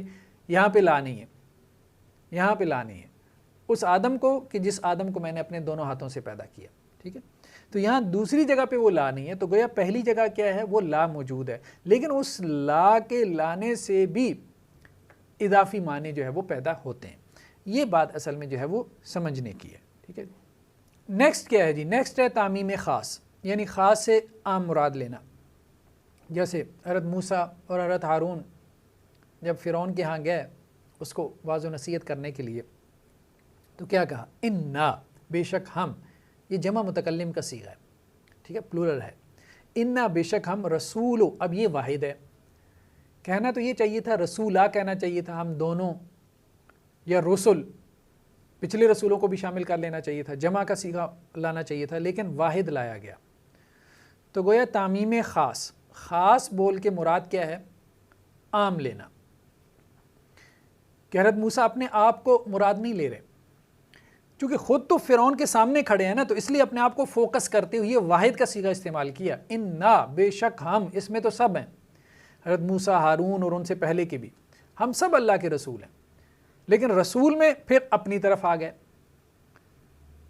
اپنے آپ کو فوکس کر لیا، کیونکہ خود فرعون کے سامنے موجود ہیں کہ میری نبوت اور رسالت پہ ایمان لے کے آؤ، تو اب دونوں معنی پیدا ہو گئے کہ میں، یعنی وہ خود حضرت موسیٰ علیہ السلام بھی فوکس ہو گئے تاکہ فرعون کو بلیغ انداز میں جو ہے وہ معنی پہنچے جو کہ حضرت موسیٰ علیہ السلام پہنچانا چاہ رہے ہیں۔ دوسرا کیا ہے؟ تخصیص عام، یعنی عام بول کے خاص مراد لینا، جیسے وَيَسْتَغْفِرُونَ لِمَنْ فِي الْأَرْضِ، اللہ تعالیٰ نے آسمان کے فرشتوں کے بارے میں کہا ہے کہ وہ کیا کرتے ہیں؟ وہ جو زمین میں ہے نا ان کے لیے استغفار کرتے ہیں۔ اب زمین میں تو سب ہیں، کافر ہیں، مشرک ہیں، مسلمان ہیں، سب زمین میں ہیں، ٹھیک ہے، لیکن یہاں پہ مراد کیا ہے؟ لمن فی الارض سے مراد کیا ہے؟ یہ عام ہے، اس سے مراد خاص ہے، اس سے مراد اہل ایمان ہے، صرف اہل ایمان، مشرک اور کافر نہیں ہے۔ کیوں؟ کیونکہ ایک اور آیت میں اللہ تعالیٰ نے کہا وَيَسْتَغْفِرُونَ لِلَّذِينَ آمَنُوا، کہ وہ جو حاملین عرش فرشتے ہیں جنہوں نے عرش کو اٹھایا ہوا ہے یا عرش کے گرد گھیرا ڈالا ہوا ہے، یا اللہ کے جو مقربین فرشتے ہیں وہ استغفار کرتے ہیں، للذین آمنوا، اہل ایمان کے لیے استغفار کرتے ہیں۔ تو ہم یہ کہیں گے کہ لمن فی الارض میں کیا ہے؟ تخصیص عام ہے، یعنی عام بول کے خاص مراد لیا گیا ہے، ٹھیک ہے۔ نیکسٹ، اطلاق ماضی علی مستقبل، یعنی ماضی بول کے مستقبل مراد لیا جائے، جیسے ونادا اصحاب الاعراف، اصحاب اعراف یعنی جنت اور جہنم کے درمیان ایک مقام ہے جس کو ہم اعراف کہتے ہیں، تو قیامت والے دن جن لوگوں کی نیکیاں اور بدیاں برابر ہو جائیں گی تو وہ مقام اعراف پہ ہوں گے، تو ان کے بارے میں کہا گیا کہ وہ جو اصحاب اعراف ہیں وہ پھر قیامت والے دن پکاریں گے۔ ونادا اصحاب الاعراف، یہ نادا کا جو صیغہ ہے یہ بیسیکلی ماضی کا صیغہ ہے، باب مفعلہ سے، جنہوں نے گرامر پڑھی ہے ان کو سمجھ آئے گی، فعلہ کے وزن پہ نادیا تھا تو یہ نادا ہو گیا،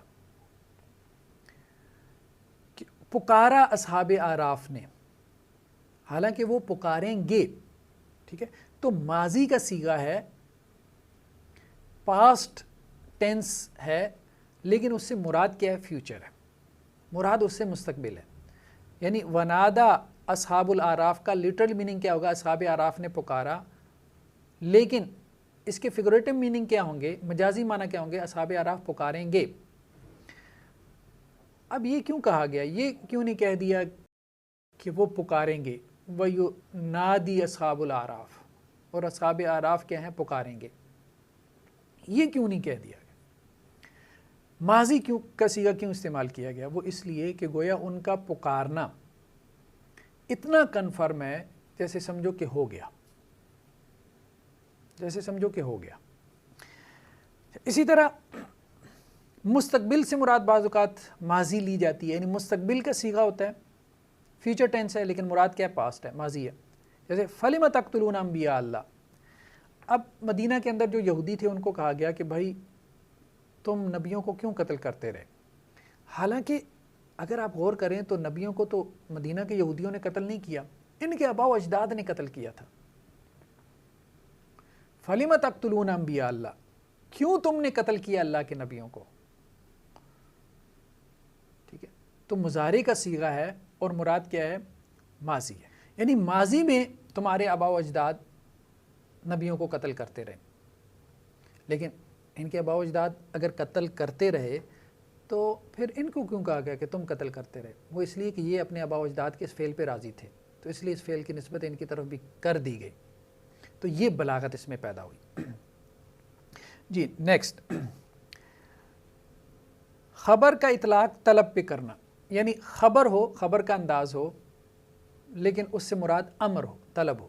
جیسے والوالدات یرضعن، کہ مائیں کیا ہیں؟ اپنے بچوں کو دودھ پلائیں گی. یرضعن یہ فعل مضارع ہے، یعنی گویا کہ خبر کا انداز ہے کہ مائیں اپنے بچوں کو دودھ پلائیں گی، لیکن مراد کیا؟ امر ہے. ماؤں کو اپنے بچوں کو دودھ پلانا چاہیے، امر مراد ہے. جیسے ہماری زبان میں بھی ہوتا ہے، ماں اپنے بچوں کہتے ہیں تم ایسا کرو گے، تم ایسا کرو گے، تم ایسا کرو گے، یہ اب ایک خبر ہے، لیکن مراد کیا ہے؟ تم نے ایسا کرنا ہے.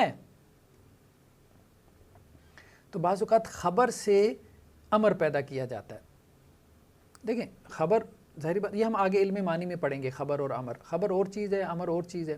لیکن خبر سے جب امر پیدا کیا جائے، آرڈر پیدا کیا جائے، خبر کی صیغے سے آپ امر کا مفہوم پیدا کریں، تو یہ بلاغت ہے، یہ بلاغت ہے. اس کو سمجھنے کی ضرورت ہے. جیسے وما تنفقون الا ابتغاء وجہ اللہ، کہ تم نہیں خرچ کرو گے مگر اللہ کی رضا حاصل کرنے کے لیے. یہ خبر ہے، لیکن کہنے کا مطلب کیا ہے؟ کہ اللہ کی رضا حاصل کرنے کے لیے ہی تم نے خرچ کرنا ہے، اللہ کی رضامندی کے لیے ہی تم نے خرچ کرنا ہے، اللہ کو خوش کرنے کے لیے ہی تم نے خرچ کرنا ہے، کسی اور آبجیکٹو مقصد سے خرچ نہیں کرنا، شو آف کے لیے، دکھلاوے کے لیے. اسی طرح لا یمس الا المطہرون، نہیں چھوتے اس کو مگر وہ جو انتہائی پاک ہوں، جیسے باوضو ہوں. قرآن مجید کی بات ہو رہی ہے، تو یہ خبر نہیں ہے، بلکہ نہیں چھونا چاہیے اس قرآن کو مگر انہی لوگوں کو جو کہ پاک ہوں. ٹھیک ہے، تو یہ مراد ہے.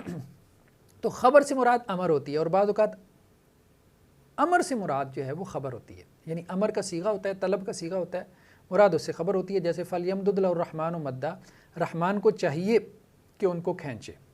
اب دیکھیں نا، یہ جو انداز ہے کہ چاہیے، یا جیسے آپ اپنے بارے میں بھی بعض اوقات کہتے ہیں یار مجھے چاہیے کہ میں ایسا کروں، تو اس کا مطلب یہ نہیں ہوتا آپ اپنے آپ کو آرڈر دے رہے ہوتے ہیں. اپنے آپ کو تو انسان آرڈر نہیں دیتا، آرڈر تو انسان مخاطب کو دیتا ہے. مجھے ایسا کرنا چاہیے، یہ طلب ہے، طلب کا صیغہ ہے. لیکن مراد اس سے کیا ہے؟ کہ میں ایسا کروں گا. یہ خبر ہوتی ہے، اپنے بارے میں یہ خبر ہوتی ہے. دوسری کے لیے، سیکنڈ پرسن کے لیے یہ امر ہوتا ہے، فرسٹ پرسن کے لیے یہ خبر ہی ہوتی ہے، بھلے انداز امر کا ہو، طلب کا ہو. نیکسٹ اس کی مثال ہم ایک اور جگہ پہ دیکھ سکتے ہیں. فَلْيَضْحَكُوا قَلِيلًا وَلْيَبْكُوا كَثِيرًا، انہیں چاہیے کہ وہ تھوڑا ہنسیں اور زیادہ روئیں. تو اب مراد کیا ہے؟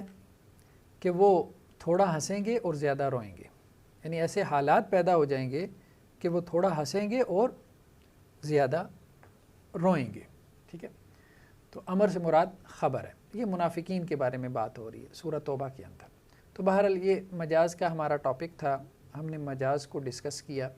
مجاز میں ہم نے ایک تو حقیقت اور مجاز کے فرق کو بیان کیا کہ حقیقت یہ ہے کہ لفظ کو اس کے لٹرل میننگ میں، وضعی معنی میں، ڈکشنری میننگ میں، جس معنی کے لیے اہل زبان نے اس کو مختص اسپیسیفائی کیا اس معنی میں استعمال کرنا. اور مجاز یہ ہے کہ لفظ کو اس کے غیر وضعی معنی میں، غیر موضوع لہو معنی میں، اس معنی میں استعمال کرنا جس کے لیے اہل زبان نے اس کو اسپیسیفائی یا مختص نہ کیا ہو.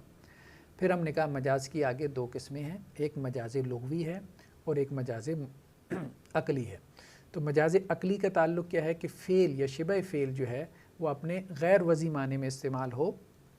یعنی فعل جب اپنے غیر وضعی معنی میں استعمال ہوتا ہے، اس معنی میں جس معنی کے لیے اہل زبان نے اس کو مختص نہیں کیا، تو اس کو ہم مجاز عقلی کہتے ہیں، کیونکہ عقل جو ہے اس کا انکار کرتی ہے کہ اس فعل کی نسبت اس کی طرف ہو. اور جب کوئی لفظ، کوئی ناؤن جو ہے وہ اپنے غیر وضعی معنی میں استعمال ہو، اس معنی میں جس معنی کے لیے اہل زبان نے اس کو مختص نہیں کیا، اسپیسیفائی نہیں کیا، تو اس کو ہم مجاز لغوی کہتے ہیں یا مجاز مرسل بھی کہہ دیتے ہیں. تو مجاز لغوی کے آگے دو قسمیں ہیں، ایک مجاز مرسل ہے، ایک استعارہ ہے. استعارہ ہم نیکسٹ لیکچر میں ڈسکس کریں گے.